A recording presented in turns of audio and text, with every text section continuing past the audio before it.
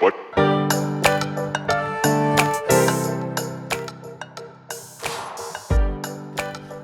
Welcome to ConCon, episode 7, Consciousness Conversations, where we talk about all things consciousness, AI, neuroscience, psychology. I'm DR. And I'm Ben. And we are coming to you from beautiful Taormina, Italy. This is day 5 of the Science of Consciousness conference. I did confirm that it used to be called Toward a Science of Consciousness, and it was 2015, I believe, when they changed it. And everyone's like, "Yeah, it's time. They figured it out. We can just, yeah, we're science now." So this was an interesting. Each day has kind of had a very different tone, a different focus. Yesterday was very AI focused. Today was much more animal driven. So we had, well, I mean, I guess there's a variety of things, but in the morning specifically was about animal consciousness. And the first speaker, Frans de Waal, is kind of a personal hero of mine and one of the people I was the most excited to see. He wrote this book in the 70s called Chimpanzee Politics, which apparently I've heard politicians give to each other. Wait, in the 70s? Yeah, it's super old. I know he looked a lot. He looks pretty good. Yeah, I think he was a grad student or something when he did it. And it was pretty groundbreaking at the time. In the Netherlands, it was a sanctuary. It was like one of the first times they'd had a huge sanctuary for a bunch of chimps, but it was enclosed. So normally it's tough to study groups of chimps on their own and out in the wild. But here they had a very, a closed community. So it's not exactly like in the wild, but there's a bunch of them so they could observe a lot of the kind of political machinations, how, alphas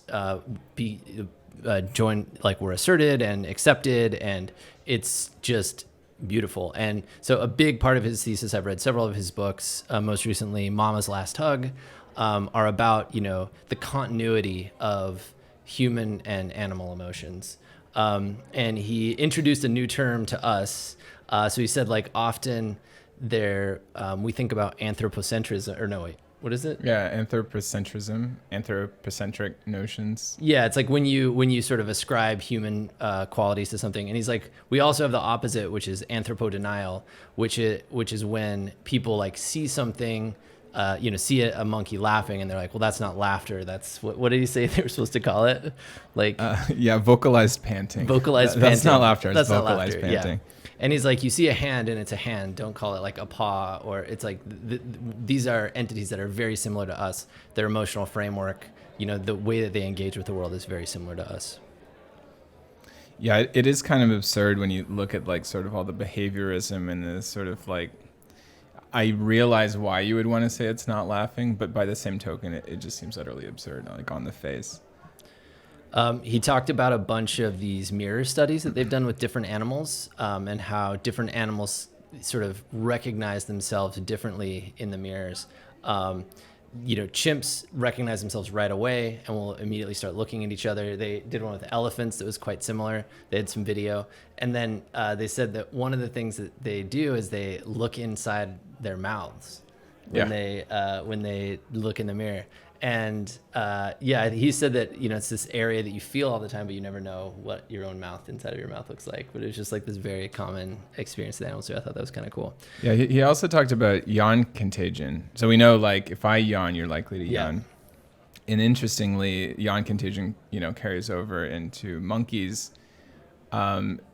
Or was it maybe just apes? Maybe apes and monkeys. But also there was an in-group bias, which humans also have. Yeah. Right. Which I thought was interesting. He talked about kind of self-awareness, empathy, and one of the things that he said, which is stuff that I've read, is this kind of idea of a punctuated sense of self, where it's oh, none of these guys are conscious or have empathy or have a sense of self. Yeah, here's the hard line, and then threshold. Here's the hard line. Yeah, apes and humans, or dogs and apes and dolphins and humans, or whatever. And he's drew this very gradual line. And he called it a through line, right? Yeah, or a continuum. Yeah. That's probably the thesis of his talk, right? Was sort of trying to drive home that there's maybe a continuum of self-awareness and consciousness. Yeah, in the and this has been I think in Mama's Last Hug, he says, in Mama, it was one of the apes that he talks about in Chimpanzee Politics who died, and he was one of the last people who saw her. And he talks about kind of more boldly than he has in the past about like, these are the same emotions that we have, and these emotional systems are very similar to some, the Mark Solm stuff about consciousness and emotions. And anyway.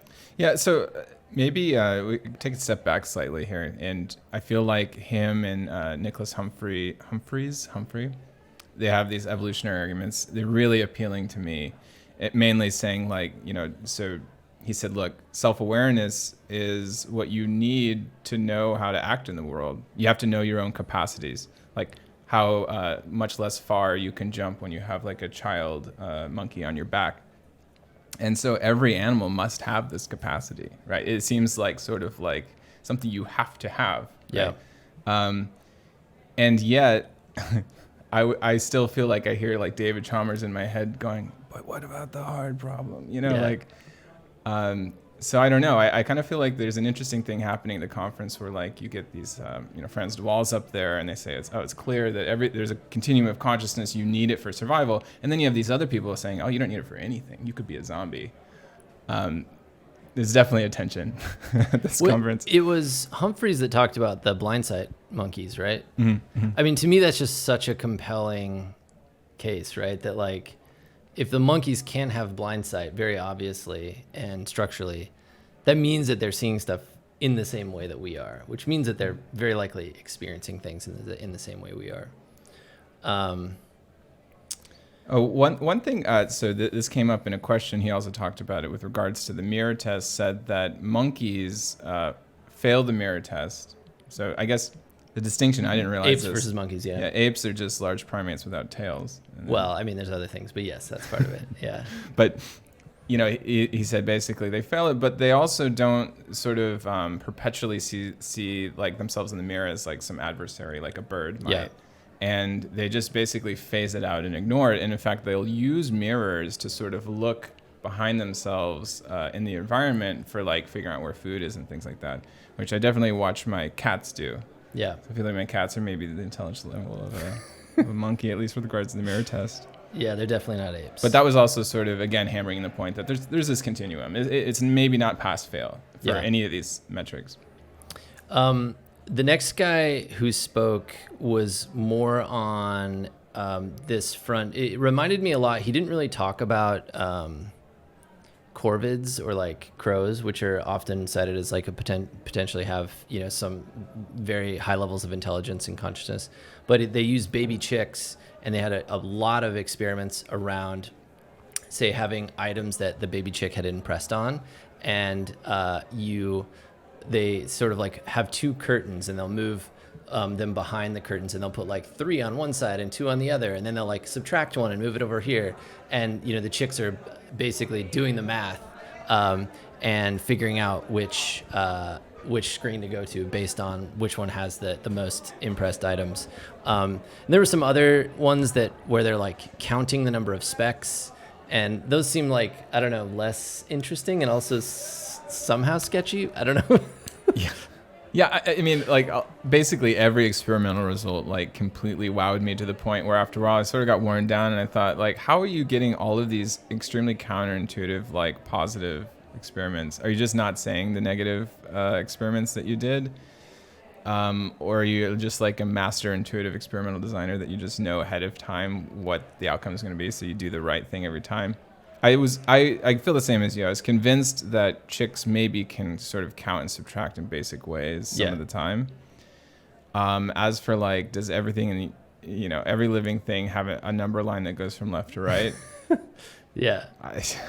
It also seems like a weird thing to like. Yeah, he didn't really make the point of what does that even mean. Yeah. I did think somebody had a question. Again, the perpetual thing at this conference is like, how do people deal with like really challenging oddball questions? But one of the questions was, I thought was really cool, and he said that there's certain number tasks that monkeys actually massively outperform humans on. Do you remember this? Right. Yeah. And they said that they did like, brain scans or whatever, and it appears that the monkeys are using the part of their brain that we use for language.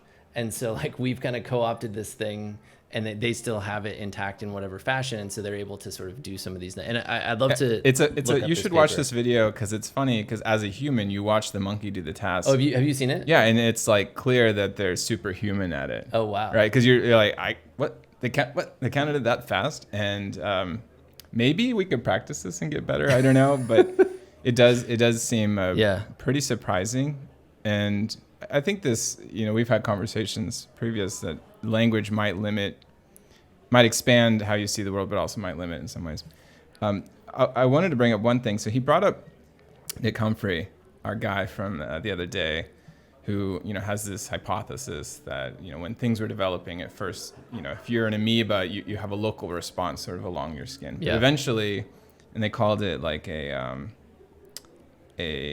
efference copy. So instead of just locally responding on your skin, you send a signal that encodes that something happened on your skin to sort of some like central control center that can decide at that point to respond or not. So it goes beyond reflexes. And it can, initially it's sort of just coordinate. It's just notification about those responses. Then eventually it's coordination. And then eventually it's meta coordination. And then you get the meta loop. Yeah. But I bring it up to say that there was a question afterwards that asked about schizophrenics and maybe their efference copies were messed up. And he did respond saying that there was some evidence there. And I always think that's interesting when you have these general theories that sort of then paint a picture into like mind disorders.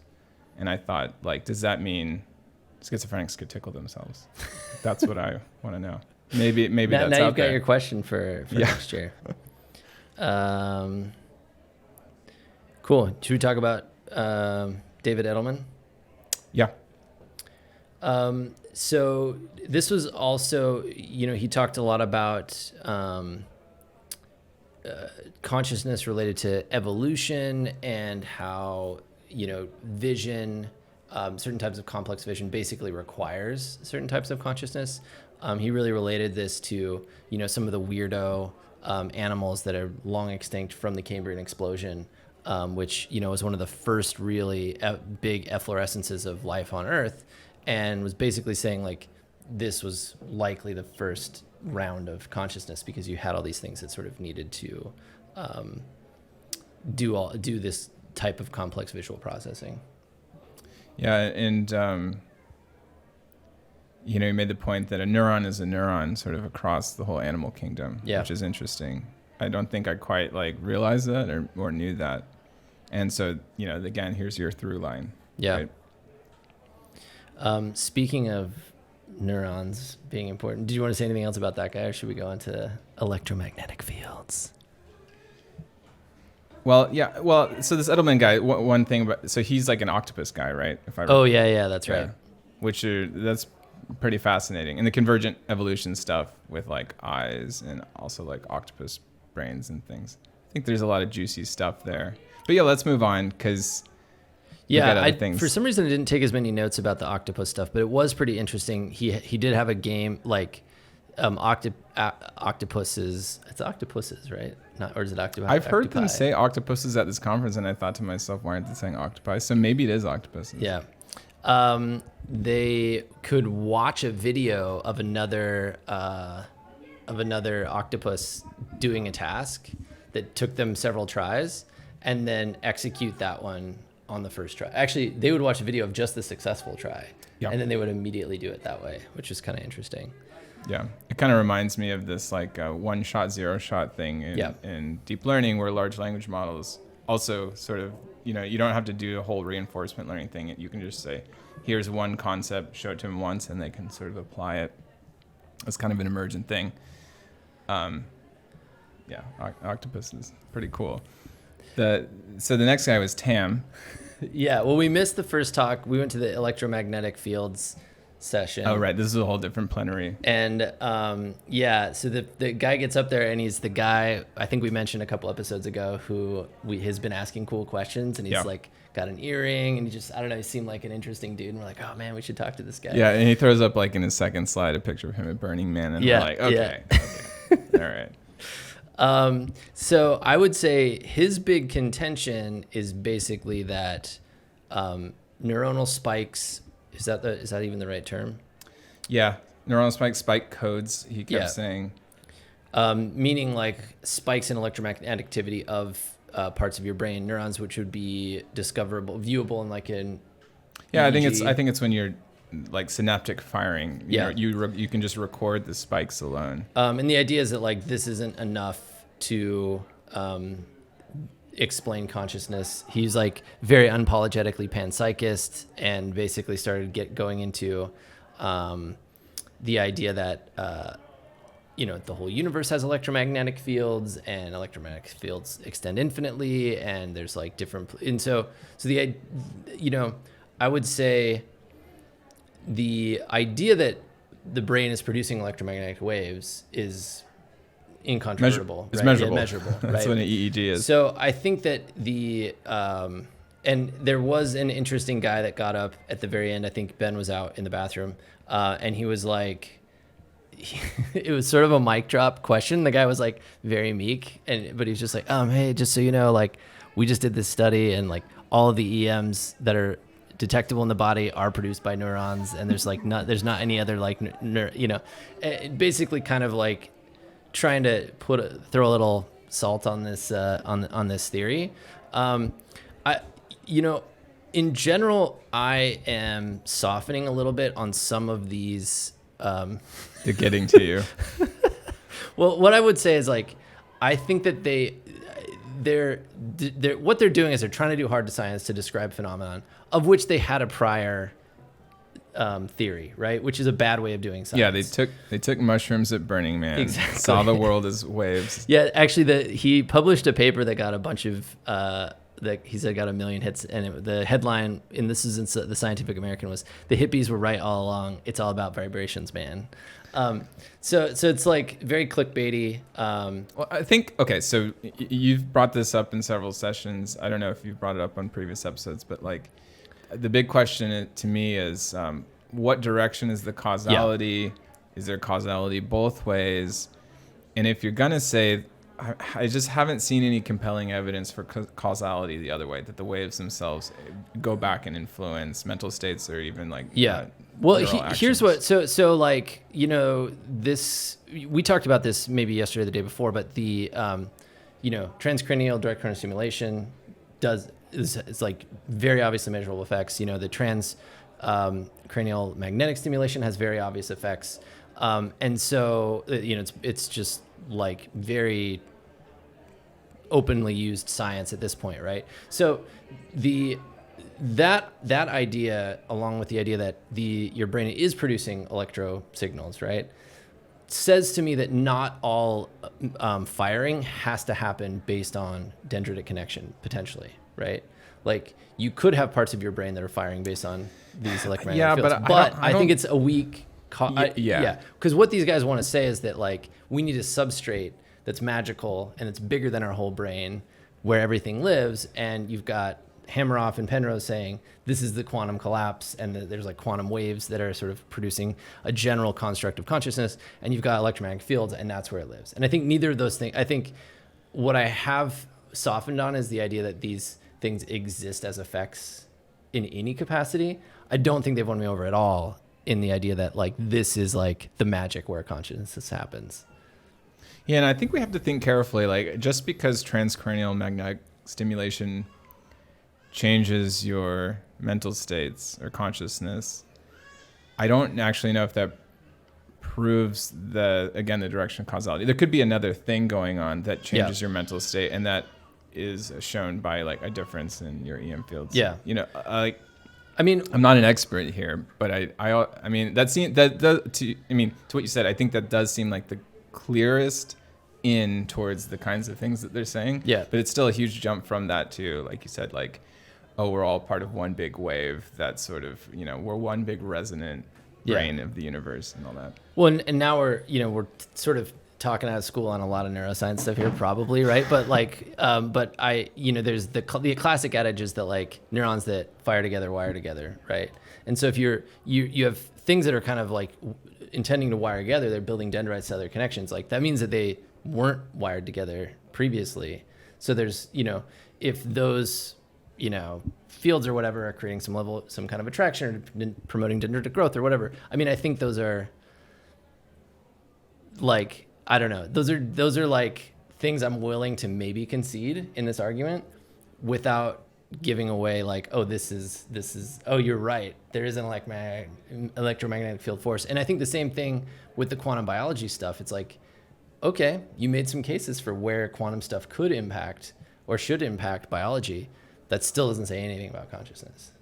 Yeah, it's just the stuff often doesn't pass the smell test. Like, you're a quantum biologist, and every time you look for quantum effect, you find it, you get a positive result every single time throughout your entire career. And yet, you're not, publishing at the top venues these things. It makes me wonder, like, is it passing peer review sort of at the more... Yeah, and he says at the end, we're about to start empirical validation. So I'll be very interested to see what they come up with next year. But, I mean, I liked his talk. I liked the guy's vibe, and I thought it was a good talk. I just am really skeptical of a lot of the EM stuff. Yeah, and so we almost didn't go to this session. I was kind of like, should we go?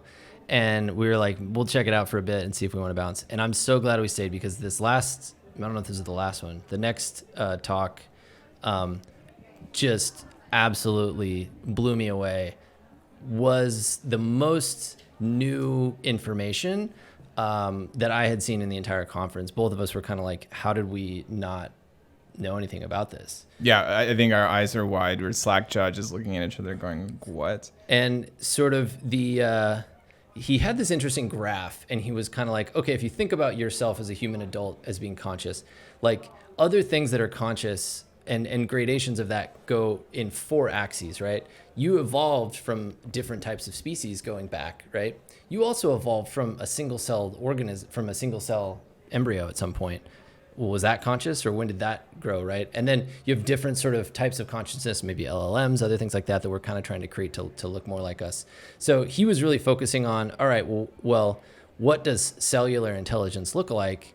And they're basically doing these studies where they are, I'm trying to figure out how to describe this. Just one thing, I feel like you often talk a lot about these kinds of things, like how do self-organizing systems, collective intelligence. I feel like this is right up your alley. And it's really mind-bending and profound to think about. I think he said at one point, maybe consciousness is just what the feeling of a collective intelligence is. Because a lot of people would say, well, I don't feel like a bunch of cells minding their own business and sort of working together in very basic ways. I feel like a unified organism. He says, well, maybe the feeling of consciousness itself is the feeling of that collective intelligence. So he talked about, basically splitting apart certain small animals. Like if you take a embryo that started to form, a human embryo, and it's like, a pocket of cells, and you split those up, those will all form totally independent embryos, right? They have some sort of cellular intelligence that's letting them know that they need to make a whole and complete entity. That's, obviously beyond DNA, which is the same for all of those cells. And so he had this example of these ring worms or whatever, and there's a bunch of cells of them, and they form a ring. And if you make the cells bigger, they will dynamically change the number of cells that make the ring so that the ring stays the same size. And it will go from, say, like 10 to 3. And then if you make them big enough, it will make one ring with one cell, which is actually a completely different type of cellular structure, which is pretty crazy. That it's like not just producing, one chunk of those cells. Yeah, he said that maybe life could be defined as an error-correcting mechanism, which I thought was really interesting. Like saying like, look at how robust life is, right? You can sort of cleave these embryos and they're fine. They just still self-organize in this very robust, corrective way. And maybe that is the hallmark of life, is this sort of error correction. The one thing that was really hard for me to grasp was the biological mechanisms that they're using to sort of make these adjustments. So it's not genetic, it's not in the DNA. They're basically adjusting, if I understand correctly, sort of the way the ions are passing in like our I don't know. I don't know either. There's like, I guess, but it's this is like biochemical- actual experimentation happening on the cell wall. They called it bioelectrical chemical signals in like the ion channels. Yeah. And essentially they realized that, that stores a state, right? Yeah. And that stores some sort of morphological memory. And so if you muck with that, I'm assuming they like introduce a kind of like current into a specific part. But it's basically, it sounds like an endogenous type way of doing this. So like rather than just like zapping it with an electrode or something, there's like they're using very sophisticated methods to sort of match how the cell normally does its process, but just kind of like hacking it. Yeah, but the upshot here is you can they created new things that never existed before that are in some ways alive, or they cut worms in half and said no, you would regenerate a tail, that was where your tail was, but we're gonna muck with this bioelectrical thing and you're gonna grow another head there instead, right? Yeah, that kind of same granularity. entity and no change to this entity, but then it's one of these things that will like sort of regrow segments, and if it has a head and a tail and you cut it in half, it will regrow exactly one head and one tail for those two like divisions, right? And so what it said was like they mucked with these like cellular memories, I guess, and you could grow two heads.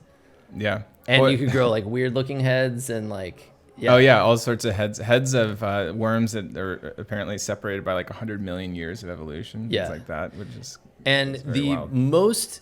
The craziest thing, Xenobot. was the Xenobots, and he had some crazy word for it. It's like a genetic platform or something. I don't know. It was some next level stuff. Basically, you had some stem cells of a frog or something, and you do some of this like cell wall manipulation or whatever it is that they're doing, and it turns into this different kind of entity that it has a whole different sort of growth pattern. Like not a tadpole, not a frog. It's just sort of like this chunk of like skin cells, he called it. That kind of like moves around. It'll decide to go places or not. And if you put it in a little petri dish with other little things like this, it will pick up chunks of this stuff, and it will like circle them up together, and then those chunks of stuff that it's pulled together will turn into another one of these. He called it kinematic replication. Is the only known example of this. So it's basically like you would just find human body parts and put them in a pile, and it would turn into a buddy. It was like crazy. Yeah, this is when we were just like, I can't believe this is possible, that we have this kind of like fine-grained control over biology. I had no idea. So honestly, I'm going to do a deep YouTube, Reddit, internet dive on this because I want to understand, like, are there more people I can't believe I'd never heard of this before because it seems pretty mind-blowing. And I think it speaks to, so the stuff that I was kind of saying about like, okay, what ground can we seed to some of these theories? I think the biggest lesson I'm going to walk away from this conference is that the intracellular, what's inside of a cell? Intracellular. Yeah. The intracellular complexity is just like way larger than what I had ever thought, right? If you think of like each cell as having like a lot of, understanding or embedded intelligence, and then those kind of pairing together, making higher order animals, that was just not something that I thought about before. It's like, okay, this is just a ball with some DNA in it. Yeah. Should we move on to the ketamine session? Yeah. No, there was a session on psychedelics. Well, there was the guy with the literal tinfoil hats that we got nothing out of. Yeah. He had a picture. He seemed really well-intentioned. Like, we had a really hard time understanding what was like actually going on. There were like skeleton-y robots with like electrodes poking out, but then there were humans with tinfoil hats on. I think let me lay bare a cognitive bias I might have, which is when I get lost, when I get confused, like deeply, thoroughly, fundamentally confused, I start to wonder if it's the speaker's fault. Yeah. And then I start to doubt the speaker. And then I start to wonder, is the speaker purposely obfuscating to cover up the fact that there's nothing going on underneath the covers here? But there was something about a guy recording a video of himself holding a microphone to his head and finding some sonic frequency, if I recall, but that's about it. All right, so the last session, again, this is the only dedicated session to psychedelics at the conference, I think. Maybe there was another one another day in the evening, and we didn't make. But the first guy, Marco Fabus, I think he's an Oxford guy. Is that what you said? Yeah. But he works with some of the people at University of Michigan who I'd heard speak last year, and he was really looking at the brain states of ketamine. You sounded like you knew kind of more about the type of analysis he was doing. Yeah, they did like what's called a hidden Markov model analysis. So you sort of pick a number of hidden states. You do some sort of clustering. You basically, you take all the brain scans and you do this sort of high dimensional clustering, and you pick 7. So you find the 7 sort of most tightly knit clusters if you were going to have 7 clusters of brain states. And then say, okay, now we're going to look at sort of the dynamics of this over time. And it's sort of creating kind of like syllables, right? And then you're seeing which syllable follows which syllable overall, sort of these, the like rolling it through time. And these syllables connect to words, connect to sentences. And so these hidden Markov models basically model these like transitional states between these hidden states.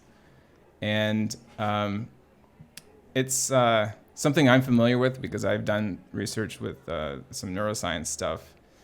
And it was pretty cool, right? Because then you have a model of sort of, within that hidden Markov model, you can basically figure out if someone is dissociated or not based on the control.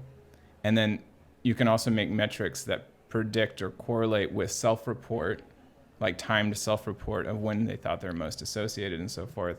And then you can map that back to the brain states themselves that the clustering algorithm found. And you can say, oh, well, this one, the brain is lit up in a very way that indicates the default mode network has been shut off. And that's also correlated with the self-reported dissociation or whatever. And so you can start to really sort of piece together a picture in a pretty automated, large data sort of way. Yeah, and I think the takeaways were, for anybody who has taken a dissociative, were not super surprising. It's like, but they were probably kind of validating in why it's maybe valuable from a therapeutic stance in a therapeutic setting, which is it disrupts the system that sort of integrates your body data and your sense of self, right? So kind of like maybe a little bit of motor impairment, but also a little bit of loosening of the inner narrative. And at the last year at this conference, one of the most memorable talks I heard was also from the University of Michigan, who's from a collaborator of this guy, and they talked about the TPJ being a very specific area of focus of some of these intense brainwaves, and the TPJ is really critical in the Graziano attention schema theory, which is very much associated with your sense of self. So yeah, I don't know. I think that's kind of like an interesting, and it also ties very tightly with the term dissociative, which kind of comes from meditation and that whole tradition. Yeah, he said that his personal theory after sort of all this is that ketamine changes. He called it the integration of your interoceptive behavior, or your interoceptive model, and that kind of makes intuitive sense. But with this model, what does he have? He has sort of a quantitative thing that sort of backs up all of that. So it's backed up with data. So you can go beyond sort of intuition based on your own experience or self-report to something that's now correlated to a very advanced model of these latent states of the brain, of certain brain activity clustering patterns. So I loved it. I love that. And then it's kind of reminiscent in style of the MIT guy that we talked about. Was it yesterday? I think it was doing sort of like brain dynamics models with propofol. Yeah. Yeah. Those two were I think incredibly advanced in terms of the mathematical modeling aspect, which I loved. And then he talked about future directions, which I thought was pretty interesting. So he talked about looking more at the dissonance between the internal world and bottom-up information. And then he also talked about the potential. So ketamine is like a sedative, although there are multiple people in the audience who kind of disagreed with this assessment. But it's used in hospitals and stuff as a sedative. And he said that there is at least one chemical, 3-amino-PCE, right? Which is a stimulant and a dissociative. And so he's like interested in doing research on that, which I think would be awesome. Yeah, there's a whole family of Aries cyclohexylamines, it's a mouthful, that all have different properties. Ketamine, I guess, is the one that's easiest to get your hands on to experiments with. But there's a whole family with different but related properties, and and don't have the K-hole sedative aspect.